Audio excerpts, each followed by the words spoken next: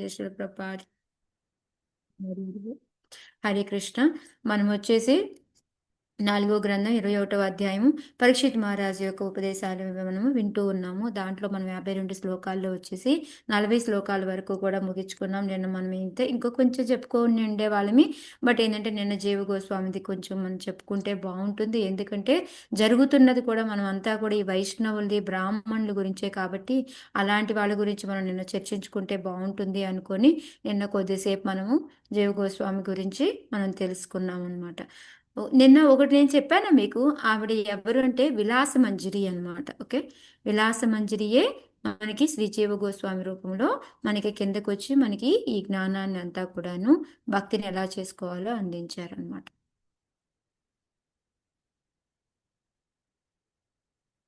Okay, so అందులో ఏంటంటే మనము 40 శ్లోకాల వరకు తెలుసుకున్నాము. సో మనకి ఇది 5 భాగాలుగా చేసుకుంటే 1 నుంచి 10 వరకు మనకి మైత్రేయ ముని ఏ విధంగా ఆయన్ని స్వాగతం చెప్పారు పృథు మహారాజుని అనేది తెలుసుకున్నాము.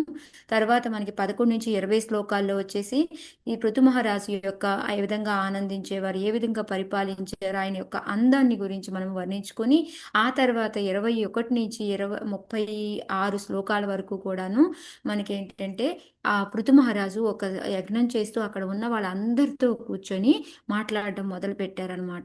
సో దాంట్లో ఏమన్నాము అంటే మనము మన కర్తవ్యం అనేది మనం చేసుకోవాలి అని, ఆ భక్తిని ఎలా చేసుకోవాలి అని, ఆ భక్తిని చేసుకోవాలి అంటే భగవంతుడి యొక్క సేవ చేసుకోవడం మొదలు పెట్టాలి అని. సో వర్ణాశ్రమ ధర్మం ఎందుకు చెయ్యాలి, చేస్తే ఏమొస్తుంది, ఏ విధంగా చెయ్యాలి, ఇవన్నీ కూడాను మనకి ఇంకా భగవంతుడి యొక్క ప్రామాణికంగా నిరూపించడం ఇవన్నీ కూడా చేశారనమాట. చేసి వాళ్ళందరికీ ధన్యవాదాలు చెప్తున్నారు. మీరందరూ ఇవన్నీ నాతో సంబంధం కలిగి ఉండి కూడా మీరందరూ ఇవన్నీ చేస్తున్నారు కాబట్టి నేను మీకు ధన్యవాదాలు, కృతజ్ఞతలు తెలుపుకుంటున్నాను అని చెప్పేసి చెప్తారనమాట. ఆ తర్వాత ఏంటంటే ఓకే, మనం ఇప్పుడు భక్తి స్టార్ట్ అయింది, భక్తి అలాగే ఫిక్స్డ్గా ఉండాలి మనలో అంటే ఆ స్థిరత్వం ఉండాలి అంటే, లేదా ఇంకా పైకి వెళ్ళాలి అంటే మనం మెయిన్గా చేయాల్సింది ఏంటి అనేది మనకి 37 నుంచి 44 వరకు కూడాను వైష్ణవులు కానీ బ్రాహ్మణుల యొక్క గొప్పతనాన్ని చెప్తూ వాళ్ళ యొక్క సేవ చేసుకోవాలి, వాళ్ళకి అపరాధం అనేది మనం కలగకుండా చేయాలి అని చెప్పేసి మనకి 37వ శ్లోకంలో ఫస్ట్ వాళ్ళు ఎవరు అనేది, వాళ్ళకి మనం ఎటువంటి అపరాధాలు చేయకూడదు అని చెప్పేసి చెప్తారనమాట. నెక్స్ట్ వచ్చేసి 38వ శ్లోకంలో ఏంటి అంటే నేను కూడా అంటే మనం ఏదైనా ఒక ఎగ్జాంపుల్ కావాలి అనుకుంటాం కదా. సో భగవంతుడు నాకు యశస్ అంతా కూడా ఎలా వచ్చింది అంటే నేను వాళ్ళ యొక్క సేవ చేయడం మూలంగానే నాకు కూడా ఇదంతా దొరికింది అని చెప్పేసి చెప్పారనమాట. ఆ తర్వాత 39వ శ్లోకంలో ఏంటి అంటే వాళ్ళకి ఎప్పుడైతే వాళ్ళకి సర్వ్ చేస్తే ఏమొస్తుంది అంటే భగవంతుడు కూడా తృప్తి పడతాడు. సో భగవంతుడి తృప్తి కోసమే కదా మనం వర్ణాశ్రమ ధర్మం ఎందుకు చేస్తున్నాము, ఏ పని చేసినా భగవంతుడి తృప్తి కోసం అన్నాం. భగవంతుడు దేంట్లో తృప్తి పడుతున్నాడు అని తెలిసింది, వైష్ణవుని యొక్క సేవ బ్రాహ్మణుడి యొక్క సేవ చేస్తే తృప్తి పడతాడు అని తెలిసింది అనమాట. సో అంతేనా, అదొక్కటేనా అంటే అదొక్కటే కాదు. మరి అలాంటప్పుడు బ్రాహ్మణుల యొక్క సేవ చేస్తే భగవంతుడు తృప్తి పడతాడు. సో మనకేమైనా లాభం ఉందా అంటే మనకు కూడా లాభం ఉంది అని చెప్పేసి ఏంటి అంటే మనకి సంతుష్టి అనేది కలుగుతుందంటే మనకి ఆత్మతృప్తి సంతుష్టి అనేది కలుగుతుంది, మనలో ఉన్న మాలిన్యాలన్నీ పోతాయి, మనకి ఇమ్మీడియట్గా మనకి ముక్తి అనేది కూడా అంటే మనకి నెక్స్ట్ ఈ భౌతిక ప్రపంచంలోకి జన్మ తీసుకోవాల్సిన అవసరం ఉండదు అని చెప్పేసి ఆయన చెప్పారనమాట. సో ఈ విధంగా ఏంటంటే మనకి 40 శ్లోకాల వరకు తెలుసుకున్నాము. సో 41 నుంచి ఏం చెప్తున్నారు అనేది మనం చూద్దామన్నమాట.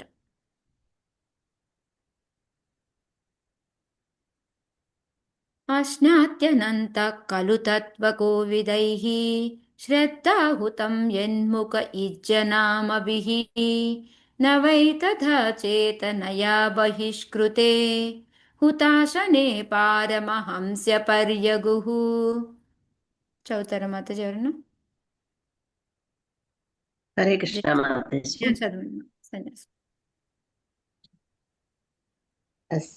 అస్న్యాత్యనంతః ఖలు తత్వకోవిదైః శ్రద్ధాహుతం యన్ముఖ ఇజ్జనామభిః న వై తథా చేతనయా బహిష్కృతే హుతాసనే పారమహంస్య పర్యగుః.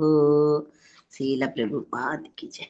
అనంతుడుగు భగవానుడు నానావిధ దేవతల పేరున చేయబడి యజ్ఞముల ద్వారా భుజించినప్పటికీ సాధువులు మరియు భక్తుల నోటి ద్వారా అర్పణలను గ్రహించుటలో పొందినంత తృప్తిని అగ్ని ద్వారా భుజించుటలో పొందడు.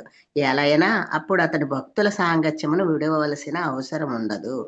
హరే కృష్ణ మాతాజీ. Thank you. హరే కృష్ణ. ఇక్కడ మనకి పృథు మహారాజ్ ఇంకా యొక్క భక్తుల సాంగత్యం యొక్క గొప్పతనం అంటే వైష్ణవులు వాళ్ళ యొక్క సాంగత్యం ఎంత అవసరమో అనేది చెప్తున్నారు. ఇందాక భగవంతుడు తృప్తి చెందుతాడు అనేసి మనకి 39వ శ్లోకంలో చెప్పారు. సో అతను ఎందుకు వాళ్ళకి సేవ చేస్తే ఎట్లా తృప్తి పడతాడు అంటే ఆయన చెప్తున్నారు అనమాట. ఇక్కడ మనకి ఈ దేవతల పేర్ల మీద మనకి రకరకాల యజ్ఞాలు చేస్తూ ఉంటాము. మనకి మనకి 3rd చాప్టర్లో చెప్పినట్టు మీరు యజ్ఞాలు చేస్తే వర్షాలు పడతాయి, దాంతో అన్ని మనకి ఏదైతే చక్రం ఉందో ఉన్నారు కదా. సో ఆ విధంగా ఏంటంటే మన యజ్ఞాలు చేసి దాన్ని భుజించినప్పటికీ కూడాను దానికన్నా కూడా ఎప్పుడైతే సాధువులు భక్తులు అంటే మనము సాధువులకి భక్తులకి గనక మనం ప్రసాదం పెట్టామనుకోండి, వాళ్ళకి భోజనం పెట్టామనుకోండి పిలిచి, దాంట్లో ఆయన ఇంకా ఎక్కువ తృప్తి పడతారంట.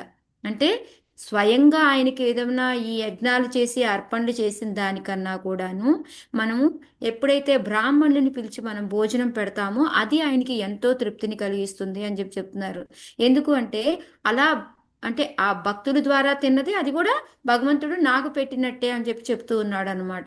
ఇంకా అదే కాకుండా ఎందుకు నేను అగ్ని ద్వారా ఏమవుతుంది అంటే అగ్ని ద్వారా నేను పూజించినా కూడా నాకేంటంటే భక్తుల సాంగత్యం దొరకదు అక్కడ. నాకు ఇప్పుడు అయితే ఏమవుతుంది, ఇక్కడ ఏంటంటే సాధువుల దగ్గర మనం పెడుతున్నాము అంటే ఆటోమేటిక్గా నాకు వాళ్ళ సాంగత్యం విడవాల్సిన పని ఉండదు. కాబట్టి అందుకని నాకు అదే నాకు శ్రేయస్కరము అని చెప్పి చెప్తున్నారు. అంటే మనం యజ్ఞాలు ఇవన్నీ చేయాల్సిన పని లేదు.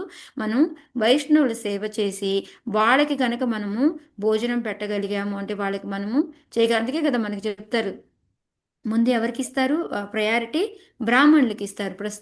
ఫస్ట్ భోజనాలు పెట్టాలి అన్నా ఏది చేయాలి అన్నా బ్రాహ్మణులకి ఫస్ట్ అని చెప్పి చెప్తారు.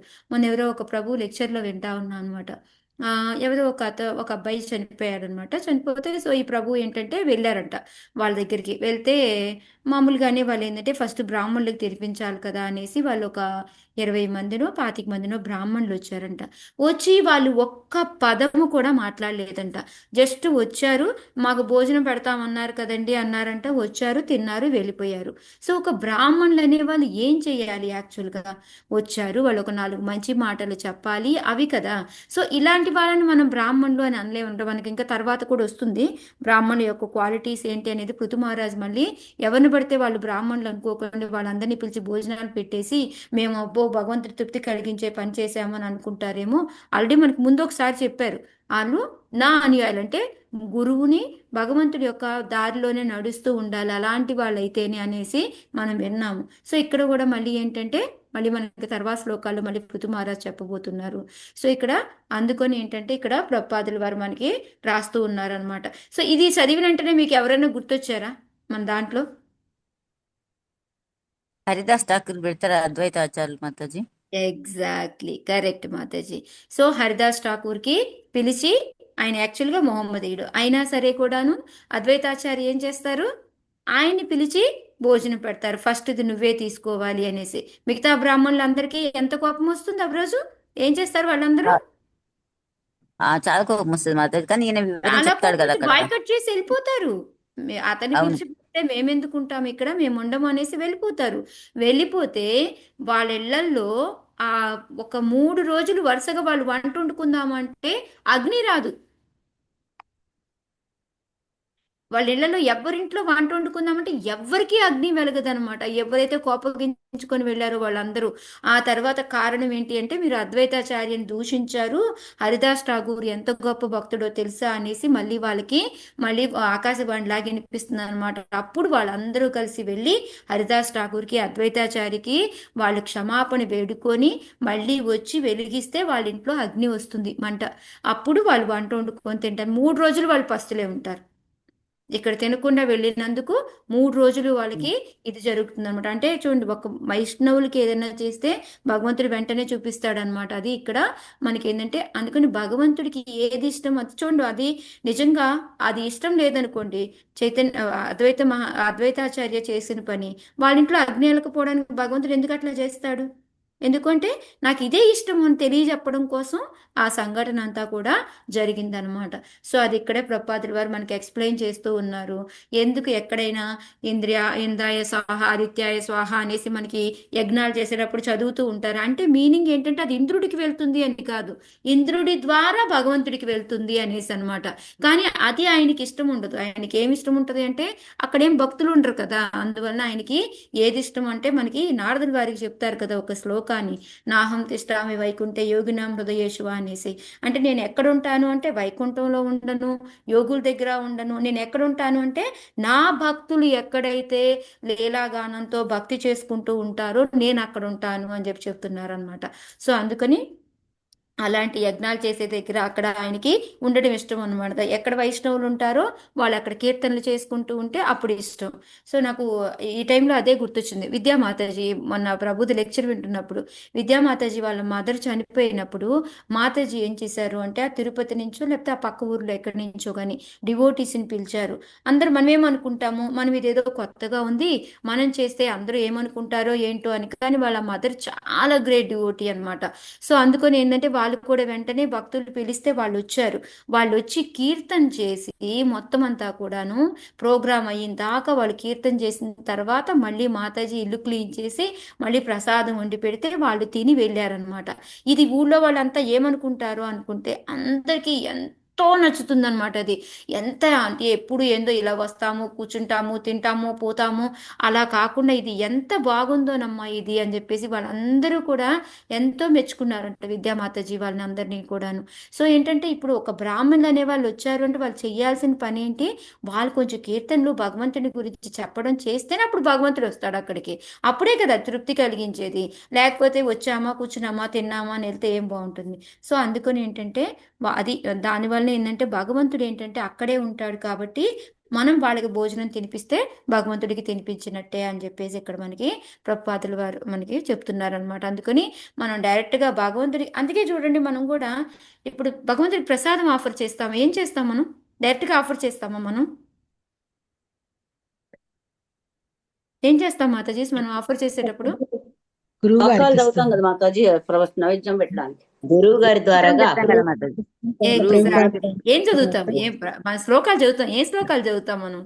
నమో విష్ణుపాదాయ కృష్ణ కృష్ణాయ యా, భూతలే శ్రీమతి ఫస్ట్ మన గురువులు, ఎందుకంటే మనం ఎప్పుడూ డైరెక్ట్గా ఇచ్చే కన్నా కూడాను గురువుల ద్వారా అది వెళ్తే సక్రమంగా భగవంతుడి దగ్గరికి వెళ్తుంది అనమాట. అందుకనే మనం డైరెక్ట్గా మనం ఆఫర్ చేయము మన గురువుని అంటే మనం అలా గురు పరంపర నుంచి అలా వెళ్తూ వెళ్తూ వెళ్తూ రాధారాణి దగ్గరికి వెళ్ళి రాధారాణి మళ్ళీ టేస్ట్ చూసి దాంట్లో అన్నీ సరిపోకపోతే మళ్ళీ వేసి అప్పుడు కృష్ణుడికి పెడుతుంది అనమాట. అందుకనే సింపుల్గా మనం ఏదో మంత్రం చదువుతున్నాము వాళ్ళు చెప్పారు మేము చదువుతున్నాము అని కాదు, ఎందుకు చదువుతున్నాము అంటే ఇదన్నమాట.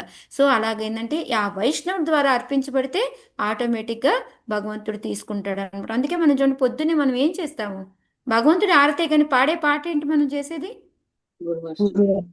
గురాష్టకం. గురువస్తకం. ఎందుకంటే గురువు చేస్తే భగవంతుడికి వెళ్తుంది అనమాట, ఆయనకి అదే ఇష్టం అనమాట. అందుకనే మనం అవన్నీ కూడా మనం చేస్తూ ఉన్నాం అనమాట. అందుకని ఇక్కడ ప్రభుపాదుల వారు మనం డైరెక్ట్గా మనం ఏంటంటే భగవంతుడికి పెట్టకపోయినా కూడాను వాళ్ళ ప్రతినిధులు ఎవరైతే ఉన్నారో వైష్ణవులు బ్రాహ్మణులు వాళ్ళకి మనం పెట్టాము అంటే ప్రత్యక్షంగా భగవంతుడికి పెట్టినట్టే అని చెప్పేసి చెప్తూ దానికి ఎగ్జాంపుల్గా మనకి అద్వైతాచార్యుల ఎగ్జాంపుల్ని హరిదాస్ ఠాగూర్తో తీసుకొని మనకి ప్రభుపాదుల వారు చెప్తూ ఉన్నారు. సో ఇక్కడ అందుకే చెప్తున్నారు, ఎవరైతే ఒక బ్రాహ్మణుడితో విశుద్ధ భక్తునికి కనుక మనం భోజనం పెట్టాము అంటే అది ఎంత వేలాది మంది బ్రాహ్మణులకి మనం సంతర్పణ చేసిన దాంతో సమానము అని చెప్పేసి చెప్తూ ఉన్నారనమాట. అందుకని మనకి ఈ శ్లోకా నుంచి అర్థమవ్వాల్సింది ఏంటి, భగవంతుడికి మనం వైష్ణవులకి ప్రసాదం పెడితే అది డైరెక్ట్గా భగవంతుడికి పెట్టినట్టే, అది అలా తీసుకోవడమే భగవంతుడికి ఇష్టము అనేది మనం తెలుసుకున్నాం అనమాట. అందుకని మనం ఎప్పుడు కూడా వాళ్ళకి మనం ప్రసాదం ఆఫర్ చేస్తూ ఉండాలన్నమాట. ఓకే. సో ఇప్పుడు ఎవరు పడితే వాళ్ళు బ్రాహ్మణులా, ఎవరు బ్రాహ్మణులు అనేది కూడా మనం తెలుసుకోవాలి కదా. ఎందుకంటే ఇప్పుడు ఆయన అంతలో అందరికీ చెప్పేశారు. సో వాళ్ళందరూ మేము బ్రాహ్మణులు మాకు భోజనాలు పెట్టండి అనేసి వాళ్ళు వచ్చేస్తే ఎవరికి పడితే వాళ్ళకి పెట్టేసి మేము భగవంతుడు తృప్తిపరిచాము అంటే అలా కాదు అనేసి వాళ్ళ యొక్క లక్షణాలు కూడా మనకి ఇక్కడ పృథు మహారాజ్ చెప్తూ ఉన్నారనమాట. వాటిని చూద్దాం. హరే కృష్ణ మాతాజీ. చెప్పండి మాతాజీ. డిసెంబర్ లో మాకు దీక్ష అయింది మాతాజీ. అయిన తర్వాత నేను కొంచెం సిక్ ఉండి నేను ఎవరిని పిలవలేదు, కానీ కొంచెం మంచిగా అయిన తర్వాత మా గురువులందరినీ, శిక్షా గురువులందరినీ భోజనం పిలిచాను మాతాజీ. ఉమ్, దాన్ని పిలిచి అందరికి బట్టలు అన్ని పెట్టాను. అయితే ఆ ఉమ్. టైంలో నేను వరదక్షిణ ప్రభు ఇక్కడ ఉన్నట్టు నాకు తెలియదు. అనుకోకుండా గోవర్ధన్ ప్రభు టెంపుల్కి వెళ్ళి వరదక్షిణ ప్రభుని కూడా తీసుకొచ్చారు మాతాజీ. అనుకోకుండా ఆ, అందరికీ భోజనం పెట్టడం నాకు చాలా ఆనందంగా అనిపించింది మాతాజీ. ఇప్పుడు అవును. మీరు చెప్పారు కాబట్టి గుర్తుకొచ్చి చెప్తున్నాను మాతాజీ. అవునా, వెరీ గుడ్ మాతాజీ. అందుకని మాతాజీ, ఎందుకంటే ఇప్పుడు చూడండి, రేపు మన ఎవరు మన ప్రసన్న లక్ష్మి వాడి రేపు రేపు వాడి బర్త్డే, కృష్ణ చైతన్యది. సో మాతాజీ ఏం చేస్తున్నారు, పొద్దున్నే మంగళారతి పెట్టుకొని, మన బర్త్డే అంటే మనం పార్టీలు గీటీలు ఇవి చేసుకుంటాం, బట్ కానీ పొద్దున్నే మంగళారతి పెట్టుకొని ఆ వైష్ణవులందరికీ కూడా ప్రసాదం పెడుతున్నారు. సో అప్పుడు ఆటోమేటిక్గా ఏంటి, భగవంతుడు తృప్తి పడతాడా లేదా ఇప్పుడు? ఎస్ మాతాజీ. సో మీరు అది అదే బెస్ట్ చెప్పారు, పద్ధతి అన్నమాట మనం గుర్తుకొచ్చి చేయాలి. యా, నాకు కాకపోతే దీక్ష, నాకు వీళ్ళ ద్వారా దీక్ష వచ్చింది కాబట్టి నాకు ఉమ్, అది అలా చేయాలనిపించింది మాతాజీ మనసుకు. ఇది మంచిది అందుకని మాతాజీ. ఎప్పుడైనా వాళ్ళనే మనము పిలిచాను. నలుగురు అట్లీస్ట్ మనం కుటుంబాలు. ఎక్కడ మనం బ్రాహ్మణులకి మనకి సేవ చేసే అవకాశం దొరుకుతుందో, వాళ్ళకి భోజనం పెట్టగలిగే అవకాశం దొరుకుతుందో, వాటిని వదులుకోవద్దు మనం. ఓకే, ఈ ఫ్యామిలీస్ ని పిలిచాను శ్లోకాన్ని. మాతాజీ. పిల్లలు, ఉమ్, భార్య అందరినీ తీసుకున్నామని చెప్పాను. ఫ్యామిలీస్ ఉమ్. వచ్చారు. నాకు చాలా హ్యాపీ అయింది మాతాజీ. నాకు లైఫ్ టైం లో ఒక మంచి రోజు అనిపించింది మాతాజీ. అచీవ్మెంట్ గా ఉంటుంది. ఎస్ మాతాజీ. ఆ ఆనందం వేరు మాతాజీ. కృష్ణ. ఓకే. యద్బ్రహ్మ నిత్యం విరజం సనాతనం శ్రద్ధా తపో మంగళ మౌన సంయమైః సమాధినా బిభ్రతి హార్దదృష్టయే యత్రేదమాదర్శ ఇవావభాసతే. హరే కృష్ణ మాతాజీ. హరే హరే కృష్ణమా. కృష్ణ. చదవండి చదవండి. చాలా రోజుల తర్వాత వచ్చారు ఇద్దరు అక్క చెల్లెలు. చదవండి. యద్బ్రహ్మ నిత్యం విరజం సనాతనం శ్రద్ధా తపో మంగళ మౌన సంయమైః సమాధినా బిభ్రతి హార్థ దృష్టయే యత్రేదమాదర్శ ఇవావభాసతే. వేదోపదేశములను శ్రద్ధ, తపస్సు, శాస్త్రీయ నిర్ణయములు, సంయమనము, ధ్యానముతో అంగీకరించడి కారణమున బ్రాహ్మణత్వమున బ్రాహ్మణుని దివ్య స్థితి నిత్యము కొనసాగగలదు. నిర్మలమగు దర్పణమున ముఖము స్పష్టముగా ప్రతిబింబించు రీతి ఆ విధముగా జీవితం యొక్క నిజమైన లక్ష్యము ప్రకాశించగలదు. హరే కృష్ణ మాతాజీ. హరే కృష్ణ. థ్యాంక్ యూ మాత. ఈ శ్లోక చదివిన తర్వాత నన్ను మాత్రం ఎవరు తిట్టుకోదు. ఎవరైనా బ్రాహ్మణులు ఉంటే మమ్మల్ని కించపరిచేలాగా ఉంది అని ఎవరు కూడా అనుకోకండి. ఇప్పుడు మనకి ఇక్కడ ప్రపాదుల వారు మెయిన్గా చెప్పేది ఏంటంటే, స్ట్రాంగ్గా బ్రాహ్మణ వంశంలో పుడితే బ్రాహ్మణులు కాదు. ఈ ఈ లక్షణాలు ఉండి ఎవరైతే వేదాలని అంగీకరించి ఈ విధంగా ఉంటారో వాళ్ళు మాత్రమే బ్రాహ్మణులు, వైష్ణవ్ కింద వస్తారు అని క్లియర్ కట్గా చెప్తున్నారు అనమాట. సో మనకు కూడా అంతే కదా, ఎవరిని పడితే వాళ్ళని పిలిచి బ్రాహ్మణులు అని అనుకోకండి అని మనకు తెలియజెప్పడానికి ఒకటి, ప్లస్ ఇవి మనకి ఇంకోటి ప్రూఫ్ చేస్తుంది అంటే బ్రాహ్మణ వంశంలో పుడితే బ్రాహ్మణులు కాదు అనేసి. ఈ రెండు కూడా ఈ శ్లోకా ద్వారా మనకి ప్రపాదుల వారు తెలియజెప్పాలి అని అనుకుంటున్నారు. సో మీకు ఎవరికైనా హర్ట్ చేసేలాగా ఏవైనా ఉంటే ప్లీజ్ క్షమించండి. ఓకే, నేను ఇక్కడ ఉన్నది మాత్రమే చెప్తున్నా, నా ఓన్గా నేను ఏది చెప్పడం లేదు. ఓకే, సో అందుకే అసలు కలియుగానికి మన అందరివి కూడా శూద్రుల కిందే లెక్క, ఎందుకంటే ఇవేవి కూడా మనలో అంత ఎక్కువగా ఉండవు కాబట్టి. ఓకే, సో ఇక్కడ ఏంటంటే వేదాలు మనకి ఏదైతే మనకి ఉన్నాయో, రకరకాల వేదాలు మనకి, ఈ వేదాలన్నిటినీ కూడా అందులో చెప్పే ఉపదేశాలని, మెయిన్ ఓదాలనే కాదు, అందులో చెప్పే ఉపదేశాలని వీళ్ళు ఏ విధంగా ఫాలో అవుతారంటే అంగీకరిస్తారు. ఒకటి, వేదాల్ని కొట్టిపడేయరు, అంగీకరిస్తారు. అంతేకాకుండా శ్రద్ధతో చేస్తారు. తపస్సు అంటే వాటిలో ఏవైతే ఉన్నాయో మనకి ఈ విధంగా ఫాలో అవ్వాలి అంటే, ఇప్పుడు 4 రకాల మనకి ఏదైతే ఇప్పుడు మనం ఇస్కాన్లో దీక్ష తీసుకున్నామంటే వెల్లుల్లిపాయ తినకూడదు, 4 రకాల నియమ నిబంధనలు ఉన్నాయి. అదన్నీ కూడాను వాళ్ళ తపస్సు అన్నమాట. నెక్స్ట్ శాస్త్రీయ నిర్ణయములు అంటే మనం ఇవి చేస్తే మంచిది, ఇవి చేయకూడదు మంచిది, అలానే మనకి రాసి ఉంటాయి కదా, ఇది మంచిది ఇది మంచిది కాదు అనేసి. సో వాటిని ఎగ్జాక్ట్గా వాటి అలాగా ఫాలో అవుతారనమాట. సంయమనము అంటే ఏంటంటే మన యొక్క ఇంద్రియాలు, మనస్సు అన్నిటినీ కూడా కంట్రోల్లో పెట్టుకుంటారనమాట.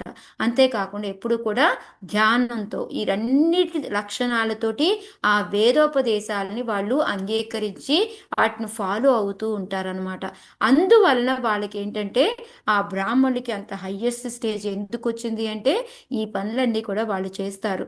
ఇందులో మనం ఏంటంటే మనకి ఇప్పుడు వేదాలు ఏమన్నా చెప్పారనుకో, మనం చేయగలిగితే దాన్ని ఓకే అంటాం, లేకపోతే ఏమంటాం, ఇవంతా ట్రాష్లండి, ఎవరు చెప్తారు ఈ రోజుల్లో పద్ధతులు ఎవరు ఫాలో అవుతారు? ఇవన్నీ నిజమా అదంతాను అనేసి మనం కొట్టిపడేస్తూ ఉంటాం అనమాట. సో అందుకనే ఇక్కడ మనకి క్లియర్గా చెప్తున్నారు బ్రాహ్మణులు అంటే ఎవరు అనేది మనకి చెప్తూ ఉన్నారనమాట. సో హరే ఎప్పుడైతే కృష్ణ వాళ్ళు మాతాజీ. చెప్పండి మాతాజీ. మనకి ఆ ద్రౌపది కూడా అశ్వత్థామ బ్రాహ్మణ పుత్ర అందన్నప్పుడు వివరించారు చూడండి, ఇదంతా బ్రాహ్మణ కొడుకు అయినంత మాత్రాన ఎస్ మాతాజీ. బ్రాహ్మణుడు కాడు, వాళ్ళు ఆయన అవును దాని ఉంటేనే, అందుకనే బ్రాహ్మణును సంబోధించకుండా బ్రాహ్మణ పుత్రుడాన్ని సంబోధించిందని అప్పుడు వచ్చింది కదా మనకి. అవును మాతాజీ, అవును మనకి 9th చాప్టర్ ఎప్పుడు అనుకుంటా, ఫస్ట్ క్యాంటోలో వస్తుంది మనకి. సో ఈ విధంగా ఏంటంటే మనకి చాలా చోట్ల మాతాజీ ప్రభుపాదుల వారు ఈ టాపిక్ వచ్చింది అంటే ఎక్కడైనా సరే బ్రాహ్మణ వైష్ణవ టాపిక్ వచ్చింది అంటే మెయిన్గా వైష్ణవుల కన్నా కూడా బ్రాహ్మణ టాపిక్ వచ్చిందంటే మాత్రం ఇదే రాస్తారు ప్రభుపాదుల వారు. ఎందుకంటే ఎవరిని పడితే వాళ్ళని బ్రాహ్మణులు అనుకోకండి, బ్రాహ్మణులకి అంటే వాళ్ళకు ఒక అర్థం ఉంది అనేసి బ్రహ్మజానాతి అంటే, ఆ బ్రహ్మజానాతి అంటే భగవంతుడి గురించి తెలుసుకోవడం అనమాట. సో భగవంతుడు ఎవరు, మనం ఏం చెయ్యాలి, మనం ఎవరిని అంతా తెలుసుకొని ఆ వేదాల్లో చెప్పిన ప్రకారంగా ఫాలో అవుతూ వాళ్ళు వెళ్తూ ఉంటారు. అలాంటి వాళ్ళని, అంతేకాని సింపుల్గా ఊరికే ఆ బ్రాహ్మణ కుటుంబంలో పుట్టేసి నేను బ్రాహ్మణ్ణి అంటే కుదరదు. ఇప్పుడు డాక్టర్ కొడుకున్నాడు అనుకోండి, నేను డాక్టర్ని అంటే ఊరుకుంటామా? మనం ఏం అడుగుతాము? ఇప్పుడు డాక్టర్ ఎంబీబీఎస్ ఎవరైనా చదివావా ఉంటే నేను మా నాన్న డాక్టర్, నేను కూడా డాక్టర్ని అన్నాను అనుకో, ఫస్ట్ ఏం అడుగుతాం మనం? ఎంబీబీఎస్ చదివావా అని అడుగుతాం. ఎంబీబీఎస్ ఆయన చదివావా, సర్టిఫికెట్ అడుగుతారు. చదివితే నీ సర్టిఫికేట్ ఏది, ఓకే ఇవన్నీ అడుగుతామా లేదా? సింపుల్ గా వెళ్ళిపోతామా? వాళ్ళ నాన్న మంచి డాక్టర్లే, వీడు కూడా డాక్టర్లే అనుకుని వెళ్ళి చూపించేసుకుంటామా మనము? చూపించుకోం కదా. మరి అలాంటప్పుడు మరి ఇక్కడ బ్రాహ్మణుడు కొడుకు బ్రాహ్మణుడే అంటే ఆయనకు కూడా లక్షణాలు ఉన్నాయా, నిజమా కాదా చూడాలి కదా మనం. అవన్నీ చూడకుండా ఆ బ్రాహ్మణుడు కొడుకు బ్రాహ్మణుడేలే అనేసి ఆయన పిలిచేసి మనం పూజలు వ్రతాలు చేయించేసుకుంటామా? చేయించుకోం కదా. సో అదే ఇక్కడ మనకి ప్రపాదుల వారు చెప్పాలనుకుంటున్నారు అనమాట. సో అప్పుడు వాళ్ళకి ఏంటి అంటే, వాళ్ళ నిర్మలమగు దర్పణం ఎప్పుడైతే ఆ, ఒక అద్దం ఏదైతే ఉంటుందో ఆ అద్దానికి ఎటువంటి మరకలు లేవనుకో, అప్పుడు మనం ఈజీగా చూసుకోగలుగుతామా లేదా? అద్దంలో ఏదన్నా మరక ఉంటే మన ఫేస్ కూడా ఏమవుతుంది, బూసరు బూసరుగా కనిపిస్తూ ఉంటుంది. అలా కాకుండా ఎప్పుడైతే అది శుభ్రంగా నీట్గా ఉంటుందో అప్పుడు ఏంటంటే వాళ్ళకి మన ప్రతిబింబం అనేది చాలా బాగా కనిపిస్తూ ఉంటుంది అనమాట. సో ఆ విధంగా వాళ్ళు ఈ వేదాలని పాటిస్తూ ఈ శ్రద్ధతోటి తపస్సుతోటి ఈ ఇంద్రియాలను అంతా కూడా కంట్రోల్ చేసుకొని ఇవన్నీ చేయడం మూలంగా ఏమవుతుంది అంటే వాళ్ళ యొక్క లక్ష్యం ఏంటి అనేది వాళ్ళకి క్లియర్గా కనపడుతూ ఉంటుంది అద్దం లాగా అనమాట. వాళ్ళకి ఎప్పుడు మనకి ఎదురుగ్గా అదే కనిపిస్తుంది. మన ఎదురుగా ఒక మంచి అద్దం ఉందనుకో, మనల్ని మనం క్లియర్గా చూసుకుంటూ ఉంటాం కదా. అలాగా వాళ్ళకి ఏంటి అంటే ఇవన్నీ పాటించడం మూలంగా ఏంటంటే వాళ్ళకి క్లియర్ కట్గా వాళ్ళ జీవిత లక్ష్యం ఏంటి అనేది తెలుస్తూ ఉంటుంది. వాళ్ళ జీవిత లక్ష్యం ఏంటి, భగవంతుడు చెప్పింది ఫాలో అవుతూ భగవంతుడి దగ్గరికి చేరడానికి ప్రయత్నించడం అనమాట. సో అది వాళ్ళ యొక్క మెయిన్ లక్షణం, వాళ్ళకి అదనమాట. వాళ్ళ లక్ష్యం ఏంటి అంటే భగవంతుడి దగ్గరికి, భగవంతుడి సేవలు చేసుకుంటూ భగవంతుడి దగ్గరికి వెళ్ళడం అనేది. సో అదే ఇక్కడ ప్రపాదుల వారు కొంచెం పెద్ద పర్పోటే రాశారు దీనికి. సో ఇక్కడ మనకి ముందు శ్లోకాలు ఏంటంటే హవస్ యజ్ఞాల కన్నా కూడాను బ్రాహ్మణునికి మనం ప్రసాదం పెడితే చాలు, అది ఎంతో మంచిది అని చెప్పారు. సరే ఎవరిని పడితే వాళ్ళు బ్రాహ్మణుని కింద తీసుకొని వాళ్ళందరికీ భోజనం పెట్టడం అనేది కరెక్ట్ కాదు అని ప్రపాదుల వారు మనకి ఇక్కడ మళ్ళీ పర్పోట్లో రాస్తూ ఉన్నారనమాట. అసలు ఎవరు ఈ వైష్ణవులన్నా బ్రాహ్మణులన్నా ఏంటి అంటే వాళ్ళకి ఎప్పుడైతే ఈ వేదాలని వీటన్నిటినీ కూడా ఎవరిని పట్టించుకోకుండా ఉన్నారు అంటే వాళ్ళు ఎలాగంటే ఒక అగ్ని చూడండి, దానికి ఏమీ ఒక మంట ఏమీ ఉండదు, ఒక ప్రకాశం ఉండదు, ఏమీ ఉండదు. అలాంటి అగ్ని మనకు ఉపయోగపడుతుందా దేనికన్నా? దానికి ఒక వెలుగు అనేది ఉండాలి కదా. అగ్ని అంటే ఆటోమేటిక్ ఏమి రావాలి, నిప్పు రావాలి, వెలుగు రావాలి. నిప్పు వెలుగు రావాలి కదా, ఒక వేడి ప్రకాశం అనేది వేడి రావాలి రెండు కదా. వెలుగు వేడి రెండు వేడి రావాలి. ఉండాలి, వెలుగు ఉండాలి, రెండు వేడి ఉండాలి. వెలుగు రెండు ఉండాలి దాంట్లో. సో లేకపోతే ఏమవుతుంది, దాన్ని అది వేస్ట్, మనం దేనికి వాడని కూడా వాడం, దాన్ని మనం వాడుకోలేము అనమాట. అగ్ని అనరు వాళ్ళు దాన్ని. అగ్ని అనరు. ఎస్ మాతది. సేమ్ అలాగే ఇక్కడ ఏంటంటే అలాంటి కేవలము జీవనార్థం మనుషుడు తన స్థానం యొక్క లాభమును పడేయరాదు. సో అట్లాగే ఏంటంటే ఇవన్నీ లేని వాళ్ళు ఎలా ఉంటారు అంటే ఆ బ్రాహ్మణులు అంటే ముందు చెప్పిన లక్షణాలు ఏవి కూడా ఫాలో ఉన్న వాళ్ళు ఎలా ఉంటారు అంటే ఈ ప్రకాశహీనముకు అగ్ని వలె. సో వాళ్ళ వలన ఎటువంటి లాభము కూడా మనకు ఉండదు, అలాంటి వాళ్ళకి సర్వ్ చేసినా కూడా ఎటువంటి ఉపయోగము ఉండదు అని చెప్పేసి చెప్తున్నారు అనమాట. సో ఇప్పుడు వాళ్ళ వేద సారం ఏంటి అనేది వాళ్ళు ఎలా తెలుస్తుంది అంటే మనకి 15.15లో వేదైస సర్వే రహమేవ వేద్య వేదాంత కృత్ వేద విదేవ చాహం.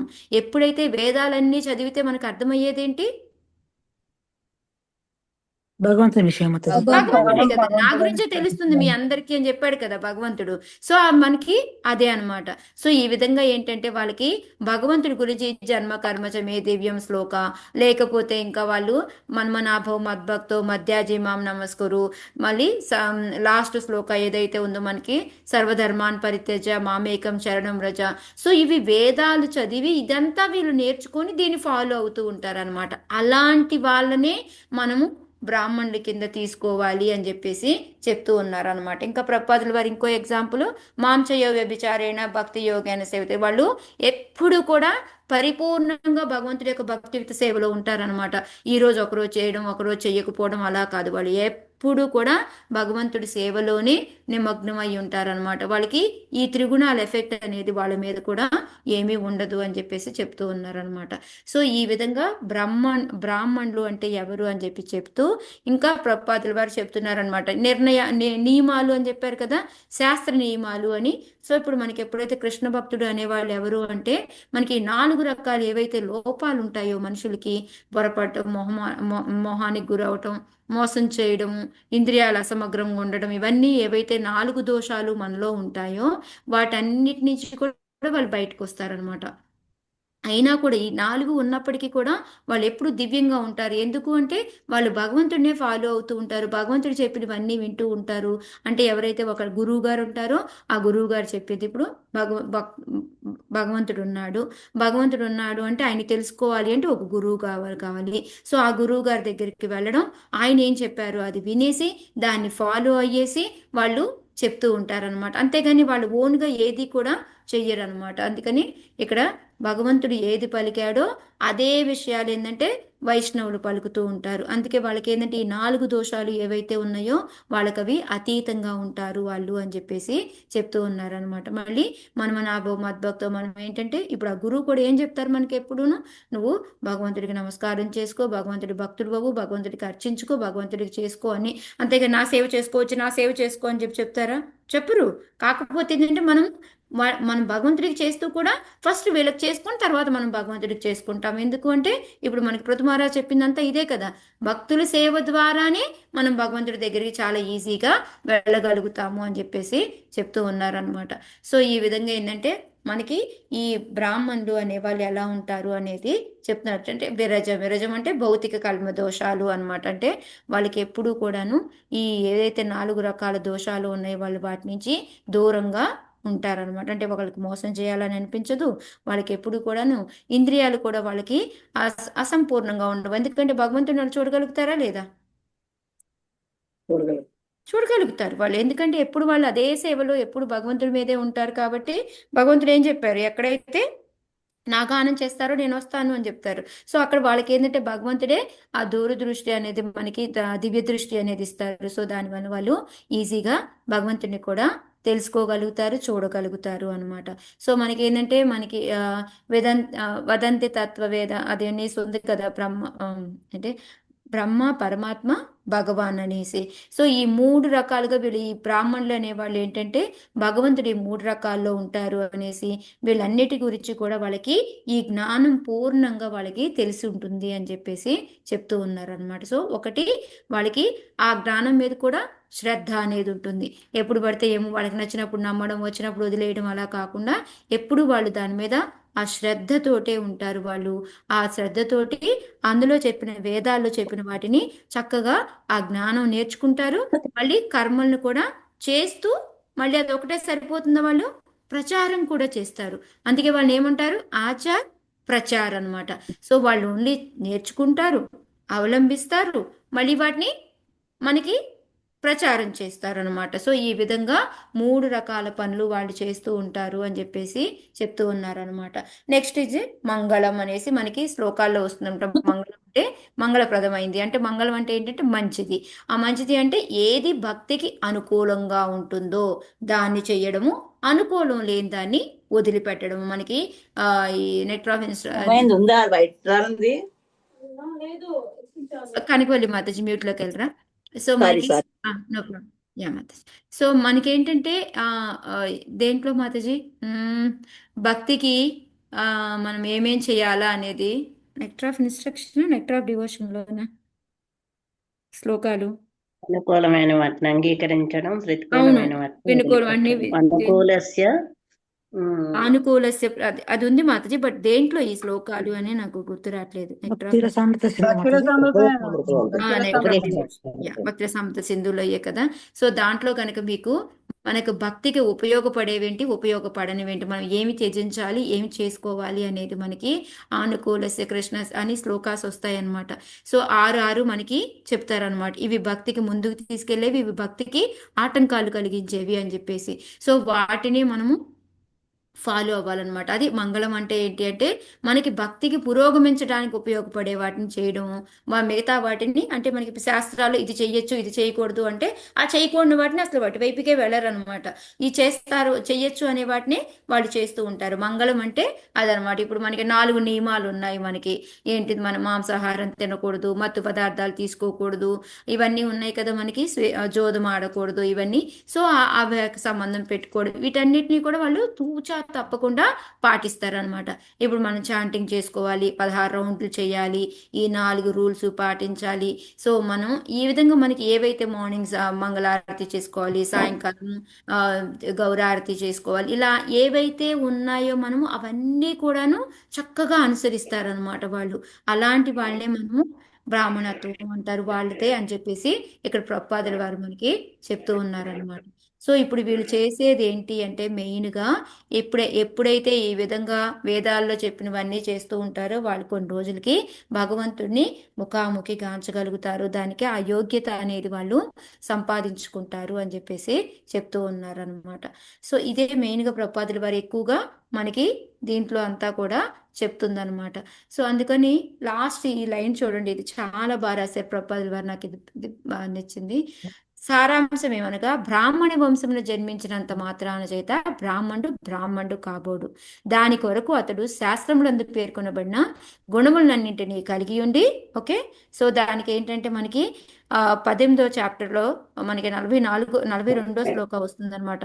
శమో ధమస్తపస్ శౌచం శాంతిరార్జవమేవచ జ్ఞానం విజ్ఞానమేవ స్థిక్యం బ్రహ్మకర్మ స్వభావజం.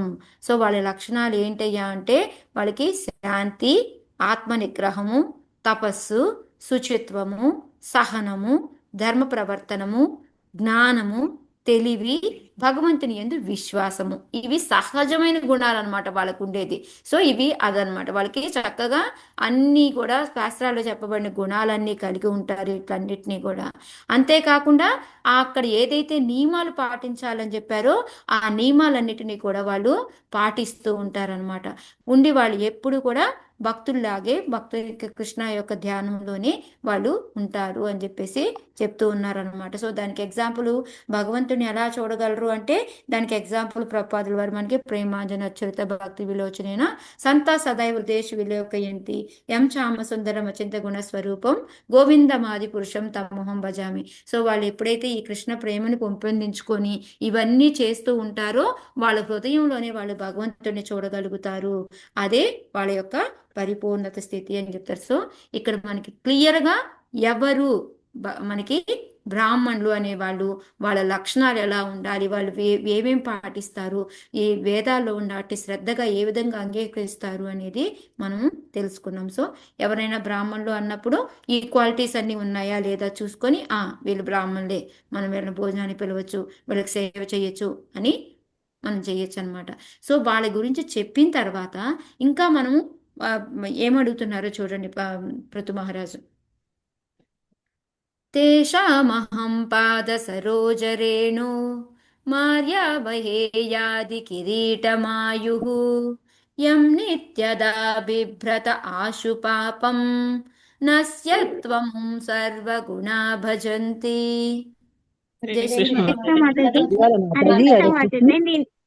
నిన్న చదవచ్చు. సరోజ బండారి మాత చదవండి అయితే. నిన్న మిస్ అయినాను. అదే నిన్న కూడా అడిగారు. Thank you Mataji. తేషామహం పాద సరోజరేణు మార్యావహే ఆది కిరీటమాయుః యం నిత్యదా బిభ్రత అశుపాపం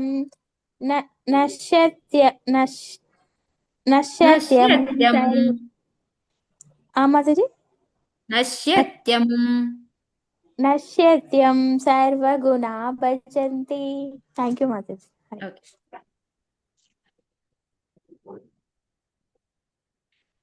చదవండి మాతాజీ, మీనింగ్ చదువుకుని కట్టేశారు. ఓకే మాతాజీ. చూడు సారీ. శ్రీల ప్రభుపాద్కి జై. శ్రీ వైష్ణవుల యొక్క పాదపద్మ మాతాజీ ధూళిని పైన ఉంది చూడండి, ఇచ్చట ఉపస్థితులైన ఆర్యులారా. ఇచ్చట సారీ. శ్రీల ప్రభుపాద్కి జై. ఇచ్చట ఉపస్థితులై ఉన్న ఆద్యులారా, అట్టి బ్రాహ్మణులు మరియు వైష్ణవుల యొక్క పాదపద్మ ధూళిని జీవితాంతం నా కిరీటమున దాల్చినట్లుగా మీరందరూ నన్ను ఆశీర్వదింపుడు. అట్టి ధూళిని శిరమున దాల్చిన వాడు శీఘ్రమే సమస్త పాప ఫలముల నుండి విముక్తుడై అంతేమున వాంఛనీయమగు సమస్త సల్లక్షణములను పెంపొందించుకొనును. థ్యాంక్ యూ మాతాజీ. హరే కృష్ణ. సో ఇక్కడ వాళ్ళ లక్షణాలు కూడా చెప్పి ఎవరు వైష్ణవులు అనేసి, అలాంటి వాళ్ళ సేవ, వాళ్ళకి భోజనాలు పెట్టడం చాలా మంచిది అని, అదొక్కటే కాదు వాళ్ళ యొక్క పాద పద్మధూళి ఏదైతే ఉందో, అందుకే చూడండి ఎప్పుడైనా డివోటీస్ వచ్చారనుకోండి గబుక్కుని వాళ్ళ కాళ్ళ మీద పడిపోతాం మనం. ఎందుకు అంటే అట్లీస్ట్ వాళ్ళ ఇప్పుడు గురువు లాంటి వాళ్ళు ఉన్నారనుకోండి, వాళ్ళు జస్ట్ వాళ్ళు నడిచి వెళ్ళిన తర్వాత వాళ్ళ అడుగు పడి ఉంటాయి చూడండి, అక్కడ దండం పెట్టుకున్నా చాలు. మనమేమి వెళ్ళిపోయి వాళ్ళ కాళ్ళ మీద పడిపోయే అవసరం లేదనమాట. ఎందుకంటే వాళ్ళ పాద పద్మ ధూళి ఉంటుంది కదా, అది మనకి తగిలితే చాలన్నమాట. అందుకని ఇక్కడ ఆయన ఏం చెప్తున్నాడు, నేను రాజుని అనేసి అక్కడ అహంకారం లేదు నాకు. అలాంటి యొక్క వైష్ణవుల ఆర్యులారా, మీరందరూ ఇక్కడ ఉన్న వాళ్ళంతా కూడా ప్రజలైతే అందరూ కూడా నన్ను దీవించండి. ఏమని దీవిస్తారు అంటే, నాకు ఆయన యొక్క పాద పద్మ అంటే అలాంటి వైష్ణవులు బ్రాహ్మణుల యొక్క పాద పద్మధూళి ఏంటంటే జీవితాంతం నాకు వాళ్ళు దొరికేటట్టుగా నాకు ఆశీర్వదించండి అని చెప్పేసి చెప్తూ ఉన్నారనమాట. సో ఏమవుతుంది మరి, ఎందుకు ఇట్లాగా రాజు ఏంటబ్బా ఈ పాదధూళిని అడుగుతున్నాడు, దీనివల్ల ఏమొచ్చుదా అని మనకి సందేహం అవసరం లేకుండా మళ్ళీ వెంటనే చెప్తున్నాడు అనమాట.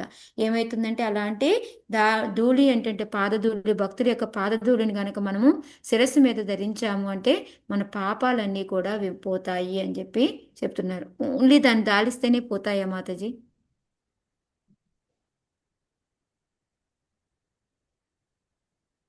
హరే కృష్ణ.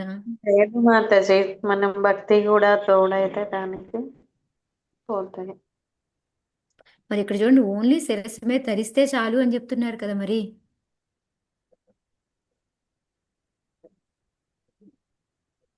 అంటే ఉంటుంది మాతాజీ, అంటే అదొక్కటే అని చెప్పలేము అనుకుంటున్నా నేను.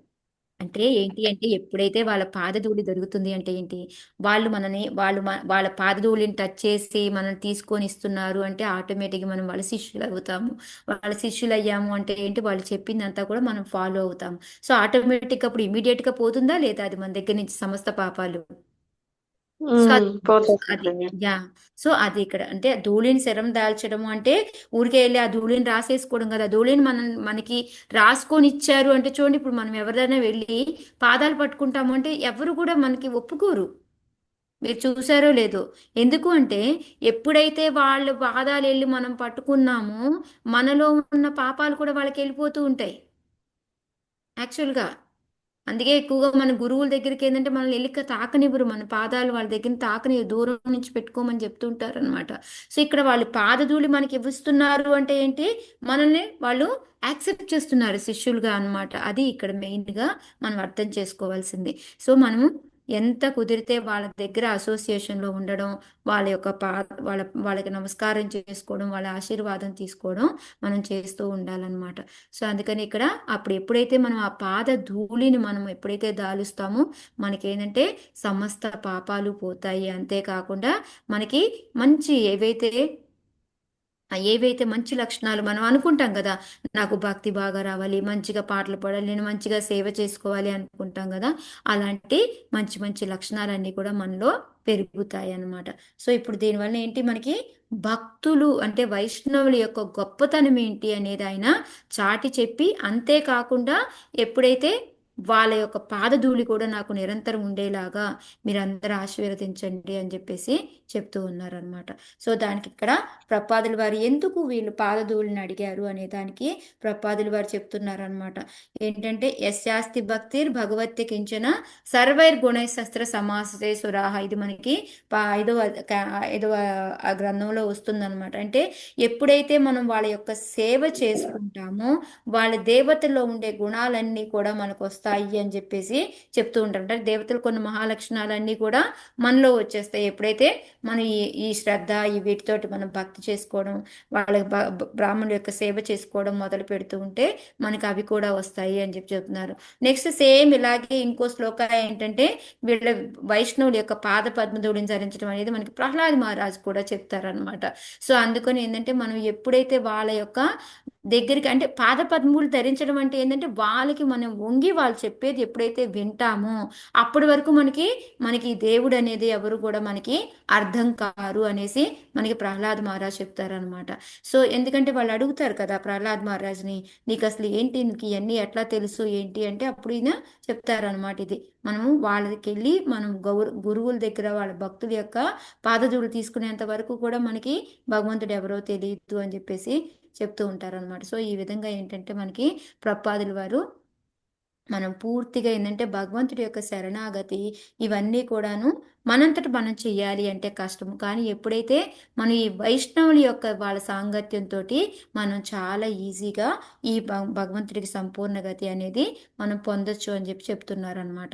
ఇంకా ఏం చెప్తున్నారంటే ఆయన ఎంతో ఒక రాజు అయినప్పటికీ కూడా అతను ఏంటంటే ఒకటి ఇప్పుడు ఈ బ్రాహ్మణులు వైష్ణవుల యొక్క ఈ పాద ధూళి ఏదైతే ఉందో దాన్ని కనుక ఆయన ఏమి పెట్టుకోలేదనుకోండి, ఉట్టి కిరీటం చాలా బరువుగా అనిపిస్తూ ఉంటుంది అనమాట. పెద్ద మోపు పెట్టుకుంటే ఎలా ఉంటుందో ఒక పెద్ద బరువు లాగా అనిపిస్తుంది అనమాట.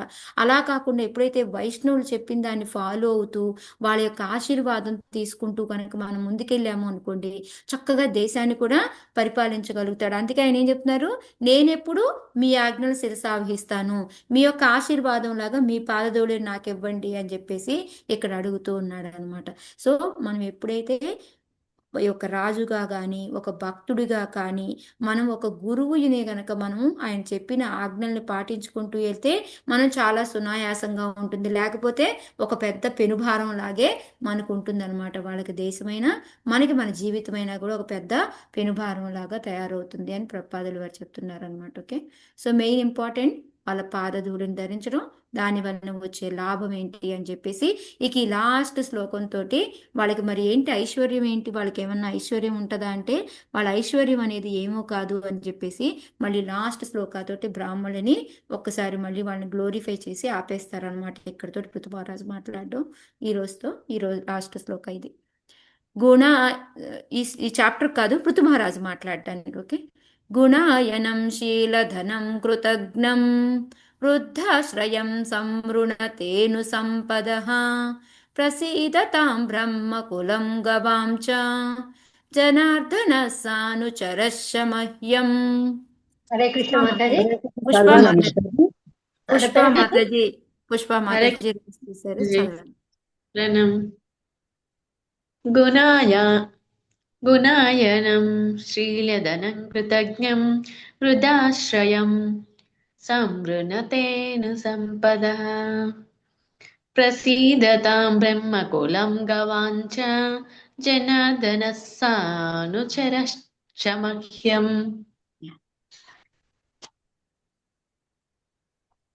శీలమే సంపదగా కలిగియుండి కృతజ్ఞుడయుండి అనుభవజ్ఞులైన వారిని ఆశ్రయించి బ్రాహ్మణ యోగ్యతలను పొందేడివారు జగత్తు యొక్క సమస్త ఐశ్వర్యములను బడయును. కనుక దేవదేవుడు మరియు అతని అనుచరులు బ్రాహ్మణుల ఏడ గోవుల ఏడ నా ఏడ సంపన్నులు కాగలరని ప్రసన్నులు కాగలరని వాచించుచున్నాను. సో ఇప్పుడు మనం ఏంటంటే ఇప్పుడు ఆ థ్యాంక్ యూ మాతాజీ. సో ఆ బ్రాహ్మణ క్వాలిటీస్ అనేవి మనం కూడా పొందొచ్చా లేదా అంటే మనం కూడా పొందగలము అని చెప్పేసి ఇక్కడ మనకి అది కూడా చెప్తున్నారు అనమాట. మనకి ఎలా అంటే వాళ్ళకి ఇప్పుడు ఆ బ్రాహ్మణులకు ఉన్న సంపద ఏంటి అంటే వాళ్ళకి శీలం అంటే ఆ లక్షణాలు ఇందాక నేను చెప్పా కదా సమోదమస్తపశౌచం శాంతిరాజ్యమేవచ అనేసి ఆ లక్షణాలన్నీ గుణాలన్నీ కూడా వాళ్ళకి అదే పెద్ద సంపద అనమాట వాళ్ళకి. ఇంకా ఏంటి అంటే వాళ్ళు కృతజ్ఞులై ఉంటారు. అంటే దేనికి అంటే భగవంతుడి వాళ్ళ మీద చూపించేదానికి వాళ్ళు ఎప్పుడు ఆయన యొక్క కరుణ కృప వాళ్ళ మీద ఉండాలి అని దానికి ఉన్నందుకు వాళ్ళు కృతజ్ఞతతో ఉంటారనమాట. భగవంతుడికి ఎప్పుడూ కూడా దాసానుదాసులు అనుకొని ఆయనకి సేవ చేసుకుంటూ ఉంటారనమాట. ఇంకా వాళ్ళు ఏం చేస్తారు అంటే అనుభవజ్ఞైన వారిని ఆశ్రయించి, అంటే ఎవరైతే మనకి అనుభవం ఉంటుందో, అంటే ఇక్కడ యాక్చువల్గా ఏంటంటే మీరు పదం కనుక చూశారు అంటే సాంస్క్రిట్ పదం చూశారు అంటే ఆ ఇదేది వస్తుంది వృద్ధాశ్రయం అని వస్తుంది అనమాట. వృద్ధాశ్రయం అంటే మనం ఏమనుకుంటాము, ముసలోళ్ళు అనుకుంటాము. కానీ ఇక్కడ వృద్ధాశ్రయం అంటే ఏంటి అంటే అనుభవం ఎక్కువ ఉండాలి. అంటే ఏదైతే వాళ్ళు జ్ఞానము అది తెలుసుకొని ఉన్నారో దాని యొక్క అనుభవం ఎక్కువ ఉండాలన్నమాట. అందుకే ప్రపాదుల వారి కింద ఒక పారాగ్రాఫ్లో రాస్తారు. సో అది వచ్చినప్పుడు నేను ఎక్స్ప్లెయిన్ చేస్తాను మీకు. సో మనం ఆ అనుభవజ్ఞులైనంటే జ్ఞానంలో ఎంతో అనుభవం సంపాదించిన వాళ్ళ దగ్గరని ఆశ్రయించాలి. వాళ్ళకి ఏంటంటే ఈ శీలం అనేది మనకి ఈ లక్షణాలు ఏవైతే ఉన్నాయో వాటిని మంచి గుణాలన్నిటిని కూడా సంపదగా వాళ్ళకి భగవంతుడికి ఎప్పుడు కూడా కృతజ్ఞులై ఉంటారు. అలాంటి వాళ్ళు ఆశించి బ్రాహ్మణ యోగ్యతలను పొందేవాడు. సో ఆటోమేటిక్గా మనకి కూడా ఆ బ్రాహ్మణ యోగ్యతలు అనేవి వస్తాయన్నమాట. సో మనం ఏం చేయాలి, భగవంతుడి మీద ఎప్పుడు కూడా కృతజ్ఞులమై ఉండాలి. ఇలా మంచి జీవితం ఇచ్చావు, ఇలా మంచిగా సాగుతుంది, ఇంకా ముందు ముందు కూడా మమ్మల్ని మంచిగా చూసుకోవాలి అనేసి గురువుల దగ్గరికి వెళ్ళాలి. గురువుల దగ్గరికి వెళ్ళి వాళ్ళతో పాటు ఉంటూ మన యొక్క మంచి మంచి గుణాలని, మనకి ఇందాక చెప్పారు కదా యశాస్తి భక్తి భగవైత్య కించన అనేసి. సో వాళ్ళకి సేవ చేసుకుంటూ ఉంటే ఏంటంటే మనలో కూడా దేవత లక్షణాలన్నీ కూడా మనలో వస్తూ ఉంటాయి. ఇలా ఉండి మనకి కూడా బ్రాహ్మణ యోగ్యతల్ని మనము పొందొచ్చు అనమాట. సో అప్పుడు ఏంటి అంటే మనకి జగత్ యొక్క సమస్త ఐశ్వర్యాలు బడిను అంటే ఏంటి, నిజంగా డబ్బులు వచ్చి పడతాయన్న మీనింగ్ లేదు మాతాజీ. కాదు మాతాజీ. సమస్త ఐశ్వర్యాలు అంటే ఏంటంటే మనం అంటే మనం ఇంకా ఈ ఈ అందరికన్నా గొప్పవాళ్ళు అంటే ఏమనుకుంటాం మనం, మనకి అందరికంటే గొప్పవాళ్ళు అంటే ధనవంతులు అనుకుంటాం, లేకపోతే బాగా అందంగా ఉన్నవాళ్ళు అనుకుంటాము. కానీ నిజమైన ఐశ్వర్యం ఉన్నవాళ్ళు అంటే ఎవరు? భక్తిలో ఉన్న వాళ్ళు, భక్తులు మాతాజీ. ఎవరైతే భగవంతుడికి భక్తులతోటి సాన్నిధ్యంలో ఉండగలుగుతారో వాళ్ళు నిజమైన ఐశ్వర్యం అనమాట.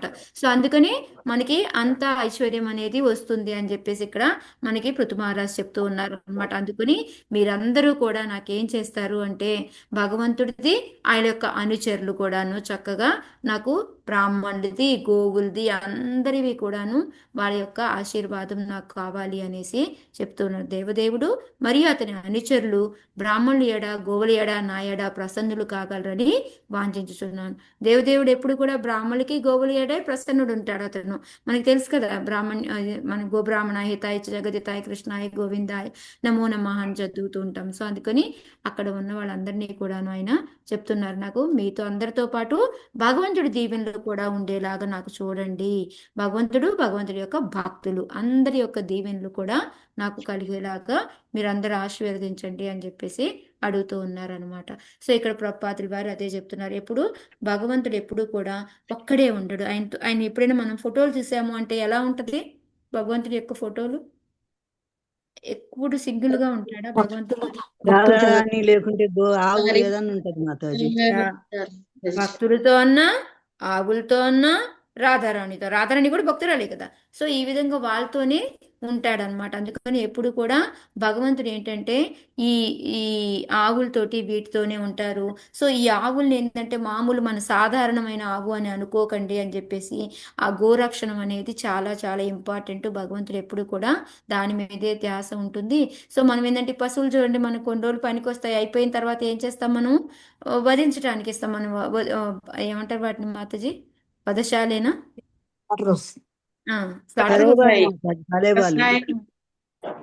నేను మాతాజీ మాతాజీ యా. సో అక్కడికి పంపిస్తూ అది మాతాజీ. ఓకే. సో మనము అక్కడికి పంపిస్తూ ఉంటాం కదా, అది కాదు అని చెప్పేసి చెప్తూ ఉన్నారంట. అది మనకి మానవ నాగరికతని పాడు చేస్తుంది అని చెప్పేసి. అందుకే ఎప్పుడు కూడా భగవంతుడు గోవులతో కానీ భక్తులతో కానీ ఇలానే ఉంటాడు అని చెప్పేసి చెప్తూ ఉన్నారనమాట. ఎగ్జాంపుల్ తోటి మనకి ప్రపాదుల వారు. నెక్స్ట్ ఏంటి అంటే మనం వాళ్ళ అనుయాయులు అంటే భగవంతుడు ఆ భక్తులతో కూడా ఎక్కువగా కనపడు. చైతన్య మహాప్రభుని చూసాం కంటే ఎక్కడైనా సింగిల్ కనపడతారా మనకి చైతన్య మహాప్రభు? లేదు మాతాజీ. ఎప్పుడు అలా వెనకాల అనుచరులు భక్తులే. ఉంటారు. ఏది అనుచరులు ఉంటారు. లేకపోతే జాగండ ఏంటది జార్ఖండ్ అడవులు జార్ఖండ్ జార్ఖండ్ వెళ్ళేటప్పుడు కూడా ఏమొచ్చాయి ఆయన వెనకాల? జంతువులన్నీ వచ్చాయి మాతాజీ. జంతువులన్నీ వచ్చాయి. అంతే ఎప్పుడు ఏదో దాంతోటి వాళ్ళు. అందుకనే ఇక్కడ పృథు మహారాజ్ అంటే సానుచరష అనే పదం, ఎందుకంటే ఎప్పుడు కూడా ఆయన అనుయాయులతోనే ఉంటారు అని చెప్పేసి సూచించేదన్నమాట భగవంతుడు. సో నెక్స్ట్ ఏంటంటే మనకి భక్తులకి దేవతల గుణాలన్నీ కూడా ఎలా వస్తాయి అంటే వాళ్ళు ఎప్పుడు కూడా భగవంతుడికి మనం కృతజ్ఞతతో ఉండాలన్నమాట. సో అప్పుడు మనకి ఆ భగవంతుడి యొక్క కరుణ అనేది వస్తుంది. ఆ కరుణతోటి మనం ఏంటంటే మనకి గురువు దొరుకుతాడు.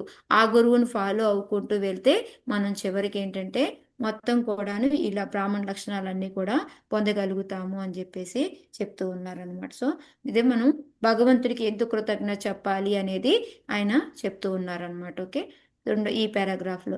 నెక్స్ట్ దాంట్లో వృద్ధాశ్రయం అనేసి అంటే వాళ్ళ అనుచరులతో మనం వెళ్ళాలి వాళ్ళ దాంట్లో అని చెప్తున్నాం కదా. సో దాంట్లో వయోవృద్ధులు అని కాదు, వృద్ధుల్లో 2 రకాలు ఉంటారు, జ్ఞాన వృద్ధులు వయోవృద్ధులు అని.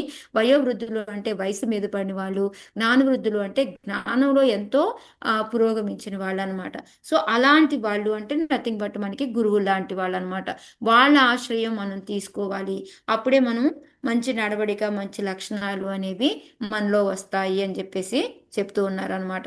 సో అందుకే లాస్ట్ చూడండి, మనుజుడు నిజముగా సద్గుణములను పొంది భగవత్కరుణకు కృతజ్ఞుడై ప్రామాణికుడైన గురువును ఆశ్రయించినప్పుడు సమస్త ఐశ్వర్యాలను బడయగలడు. సో ఇదనమాట మనకి మామూలుగా మనం చేయాల్సింది ఏంటి, చక్కగా మంచి లక్షణాలు పెంపొందించుకోవాలి. భగవత్ కరుణకి మనం కృతజ్ఞులమై ఉండాలి. ఎందుకంటే మంచి జీవితం ఇచ్చారు, మంచి పిల్లల్ని ఇచ్చారు, ఇంతకన్నా ఏం కావాలి చెప్పండి. సో ఆ విధంగా ఏంటంటే మనం భగవత్ కరుణకి కృతజ్ఞుడైన ప్రామాణిక గురువుని ఆశ్రయించాలి. ఈ 3 చేస్తే మనకి అంతా అంటే నార్మల్ మనీ రూపంలో అని అనుకుంటాం, కానీ అసలైన ఐశ్వర్యం అనేది మనకి అది అనమాట. అది ఇక్కడ ప్రపాదులు వారు చెప్తున్నారు. అందుకని ఆయన ఇక్కడ అందరియ్యి అనమాట, వైష్ణవులియి, భక్తులియి, భగవద్ అనుచరులియి, గోవులియి, అందరితో పాటు నాకు భగవంతుడి ఆశీర్వాదం కూడా కావాలి అనేసి వాళ్ళందరినీ కూడా వేడుకుంటున్నారు. సో ఇక్కడతో అయిపోయింది చాప్టర్ కాదు, ఈ పృథు మహారాజు మాట్లాడడం అయిపోయిందనమాట. సో మనకి 45వ శ్లోకం నుంచి ఏంటంటే మళ్ళీ మనకి ఇప్పుడు సభలో ఇప్పుడు అందరూ మాట్లాడారు. ఓకే, పృథు మహారాజు మాట్లాడిన తర్వాత ఇప్పుడు నేను ఎవరైనా మనకి ఒక లెక్చర్ చెప్పారనుకోండి, తర్వాత ఏమంటాం మనం, క్లాప్స్ కొట్టడము, చాలా బాగా చెప్పారు అని కృతజ్ఞతలు చెప్పడం ఏదో ఒకటి చెప్తాం కదా. సో ఇప్పుడు వీళ్ళందరూ ఏమి రెస్పాండ్ అయ్యారు అనేది మనం చూద్దాం. ఇంత మంచి ఉపోద్ఘాతం ఇచ్చిన తర్వాత మనం వీళ్ళందరూ ఏ విధంగా రెస్పాండ్ అయ్యారు అనేది మనం ఇప్పుడు చూద్దాము. సో 45 చెప్పి ఈ రోజు కాపుతాను. సో 46 నుంచి రేపు ఫినిష్ చేసుకుందాం. అంత చిన్న చిన్నవి ఇవి తొందరగానే అయిపోతుంది. మైత్రేయ ఉవాచ ఇతి రువాణం నృపతిం పితృదేవా ద్విజాతయః తుష్టు వృవృష్ట మనసః సాధువాదేన సాధవః. హరే కృష్ణ చదవాలా మాతాజీ మాత చదవనా? అది? సరోజ నంగనూరి మాత చదవండి. సరోజ మాత మీరు చదువుతున్నారు కదా, నాగమణి మాతాజీ సారికి మాతాజీని చదవండి. హరే కృష్ణ. చదవాలా మాతాజీ? చదవండి హరే మాతాజీ. కృష్ణ. మైత్రేయ హరే కృష్ణ ఉవాచ ఇతి మాతాజీ. బ్రువాణం పతిం పితృదేవా ద్విజాతయః తుష్టుర్పృష్టమనసః సాధువాదేన సాధవః. మైత్రేయముని పలికెను.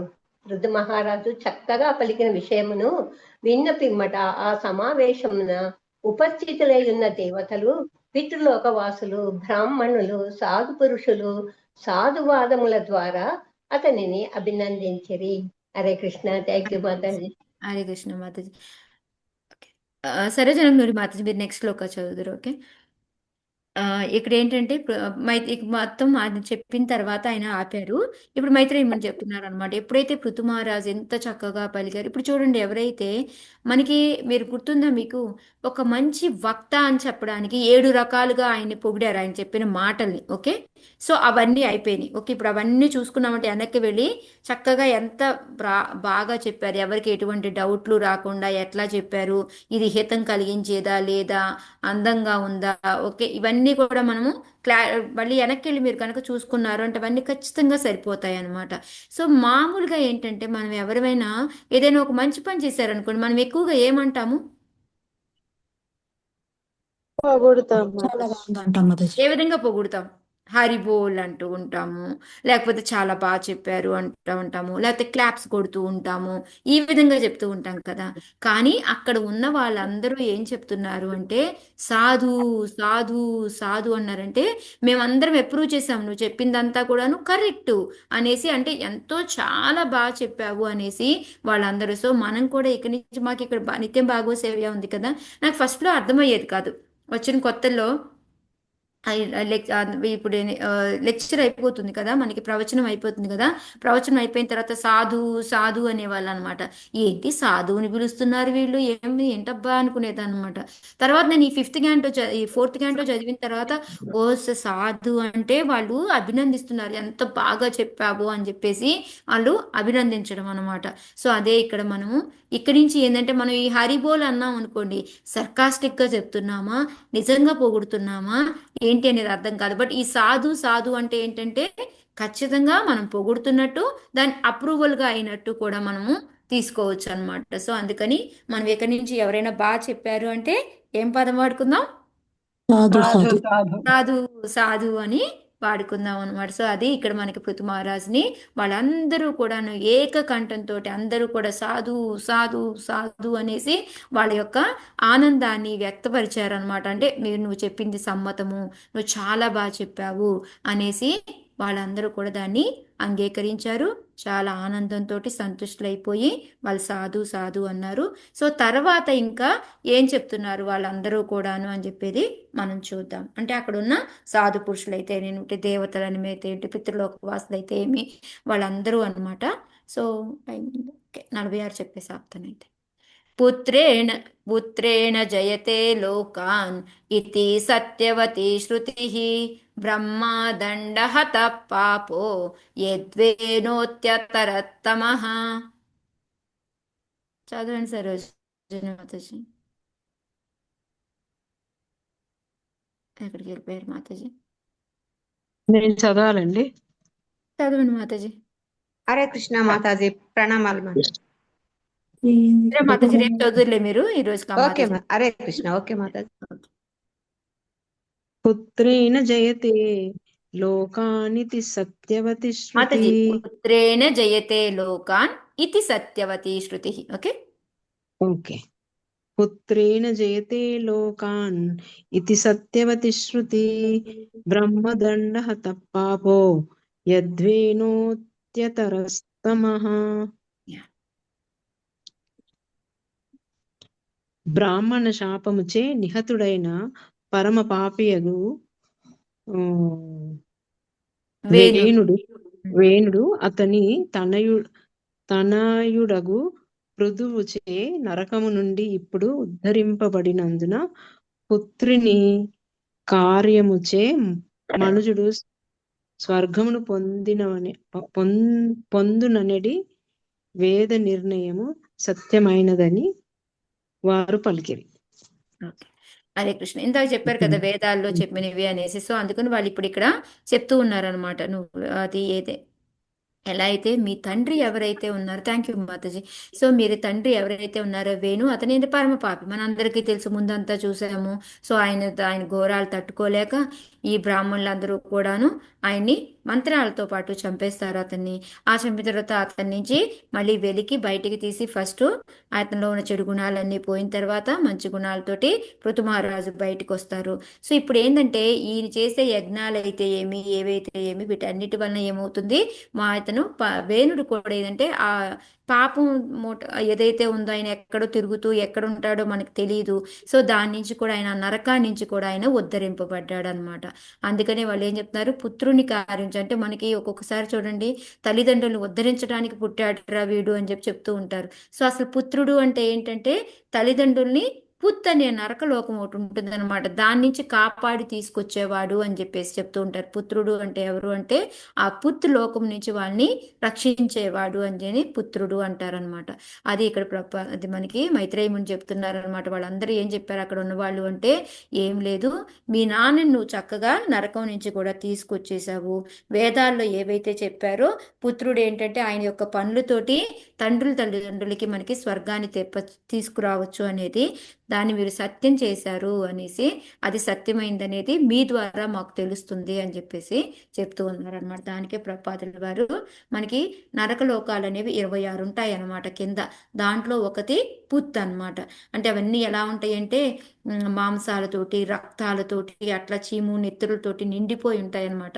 దాంట్లో ఒక ప్లేస్ పుత్ అన్నమాట. సో ఎప్పుడైతే అక్కడ ఉన్న వాళ్ళందరినీ కూడాను రక్షించగలిగాము అంటే అతను కొడుకు అన్నమాట. సో అందుకే ఎక్కువగా ఏంటి, మనం అసలు దేనికి పెళ్ళిళ్ళు చేసుకోవాలి అని ప్రపాదుల వారు చెప్తున్నారు. దేనికి అంటే మన ఏదైతే మనల్ని ఎప్పుడైనా నరకలో ఒకవేళ మనం ఇప్పుడు భక్తులుగా ఉన్నా రేపు ఏదన్నా మనకి చేయని తప్పు ఏదైనా తప్పు చేసి మనం నరకలోకాలకి వెళితే ఈ పిల్లలు ఏంటంటే మనల్ని కాపాడి బయటికి తీసుకురావడం కోసం వాళ్ళు వివాహం చేసుకొని దాని ద్వారా పుత్రుల్ని కని వాళ్ళని మళ్ళీ కూడా ఈ సాంప్రదాయంలోకి తీసుకొస్తూ ఉంటారనమాట, భక్తులుగా తీసుకురావడానికి చేస్తూ ఉంటారు. సో అదే ఇక్కడ ప్రపాదుల వారు మనకి చెప్తూ ఉన్నారనమాట. ఫస్ట్ వేదాల్లో చెప్పింది కరెక్ట్. ఇంకా మనకి ఇంకొక ఎవరైనా ఎగ్జాంపుల్ కనిపిస్తున్నారా మీకు, గుర్తొచ్చారా తండ్రిని కాపాడిన వాళ్ళు నరకం నుంచి? ప్రహ్లాద మహారాజు. ఎస్, ప్రహ్లాద్ మహారాజు ఉన్నారు. సో ఈ విధంగా మనకి ఎంతో మంది ఉన్నారనమాట మనకి తెలిసిన వాళ్ళే. సో ఈ విధంగా ఇక్కడ ఏంటంటే ఆ పుత్రుడు ఏంటంటే అయోగ్యుడు కాకుండా ఉండాలి. అయోగ్యుడైతే ఆయనే మనల్ని కాపాడలేడు అనమాట. ఇంకా అతనేం ఉద్ధరిస్తాడు మనల్ని. అందుకని మనం ఏంటంటే మన పిల్లల్ని కూడా కనడం దేనికి అంటున్నాము, మనల్ని ఉద్ధరించడానికి. పోనీ ఉద్ధరించడానికి మనం ఏం చెయ్యాలి, వాళ్ళని కూడా భక్తులుగా చేయాలి. వాళ్ళని ఎలా పడితే అలా వదిలేసి వాళ్ళు నన్ను రక్షిస్తారులే అంటే రక్షించడం కుదురుతుందా? ఎలా అయితే దేవుడి దీపం మనం అక్కడ పెట్టి గాల్లో నువ్వే కాపాడుకో అంటే ఎట్లా కుదురుతుంది? సో దానికి మనం ఏంటంటే సంరక్షణ చెయ్యాలి. గాలి తగిలినా పోకుండా ఉండేలాగా చూసి సంరక్షణ చేసి తర్వాత భగవంతుడి భారం అని ఎలా చెప్తామో అలాగా మనం కూడా ఏంటంటే పిల్లల్ని కూడా మనం చక్కగాను యోగ్యులుగా తయారు చేయాలి అని చెప్పేసి ప్రపాదుల వారు మనకి చెప్తూ ఉన్నారనమాట. సో వివాహం దేనికి చేసుకుంటాము, పుత్రుల కోసం.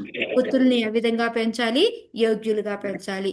అప్పుడు ఒకవేళ ఏదైనా మనం అనుకోని పరిస్థితుల్లో ఏదైనా నరకలోకాలకు వెళ్ళినా వాళ్ళు మనల్ని బయటికి తీసుకురాగలుగుతారు. అందుకని ఎప్పుడు పృథుమహారాజు తన తండ్రిని ఉద్ధరించినట్లు వాళ్ళందరూ కూడా చెప్తున్నారు అన్నమాట. నువ్వు అసలైన కొడుకువి అని వాళ్ళు ఒప్పుకున్నారు. సో ఇక్కడ మనం క్లోజ్ చేద్దాం. హరే కృష్ణ హరే కృష్ణ కృష్ణ కృష్ణ హరే హరే, హరే రామ రామ రామ హరే హరే. హరే కృష్ణ మాతాజీ.